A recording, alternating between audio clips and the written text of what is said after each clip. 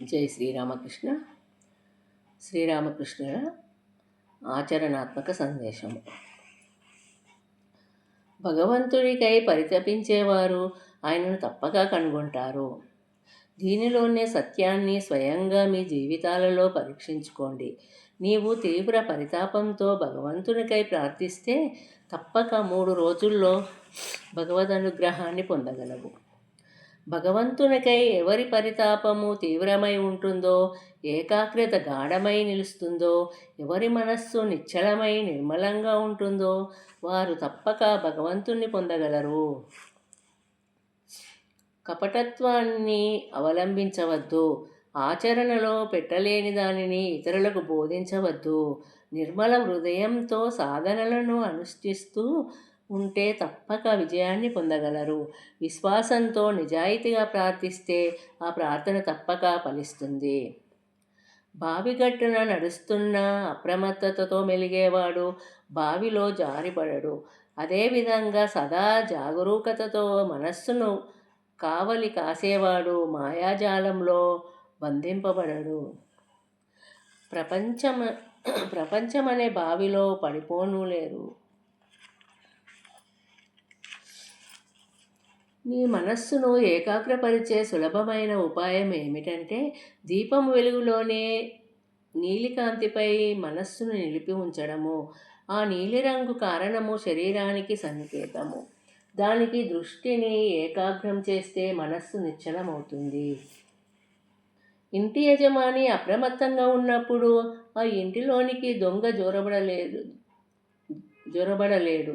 అదేవిధంగా నీ మనస్సును అప్రమత్తతతో గమనిస్తూ ఉంటే దానిలోనికి దుష్ట ఆలోచనలు చొరబడలేవు. ప్రశ్న: భగవంతునికై చేసే ప్రార్థన వలన ఉపయోగం ఉంటుందా? జవాబు: నిశ్చయంగా ఉంటుంది. ప్రార్థించేటప్పుడు మనస్సు, వాక్కు, కర్మ ఏకమై నిలిచినప్పుడు తప్పక భగవంతుడు దానిని ఆలకించి సఫలము చేస్తాడు. సమస్తము భగవంతుడే అని కేవలం నోటితో పలుకుతూ అంతరంగంలో నాది, నేను అనే భావన ఉన్నప్పుడు మాత్రము ఆ ప్రార్థన నిరర్థకం అవుతుంది. కామక్రోధాదులను అధిగమించే మార్గాన్ని తెలపమని ఒక భక్తుడు శ్రీరామకృష్ణులను కోరాడు. దానికి గురుదేవులు, కామక్రోధాలు ప్రపంచం వైపు ఉన్నప్పుడు హానికరాలు, కానీ అవే భగవంతునిపైకి మళ్ళినప్పుడు ప్రయోజనకరాలు అవుతాయని తెలిపారు. అవసరమైన ఆందోళనలతో, ప్రాపంచిక కోరికలతో మనస్సును కలవరపెట్టవద్దు. నీ కర్తవ్యాలను నిజాయితీగా నెరవేరుస్తూ నీ మనస్సు సదా భగవంతుని అంటిపెట్టుకొని ఉండేలా చూసుకోవాలి.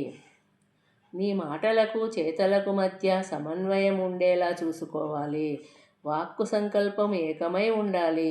భగవంతుడే సర్వస్వమని పలుకుతూ హృదయంలో సంసారమే సర్వస్వమని భావిస్తే దాని వలన ఎటువంటి ఆధ్యాత్మిక పురోగతి ఉండదు. మనస్సును శుద్ధి చేసే దశలు 5 ఉన్నాయి. 1.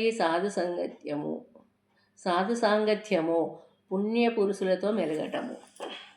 2. శ్రద్ధ, ఆధ్యాత్మిక విషయాలందు గల ప్రేమ. 3. నిష్ఠ, ఆధ్యాత్మిక లక్ష్యము పట్ల నిశ్చల ఏకాగ్రత, అవిభాజ్యమైన ప్రేమ. 4. భావము, ప్రశాంతతను కలిగించే భగవద్ధ్యానము.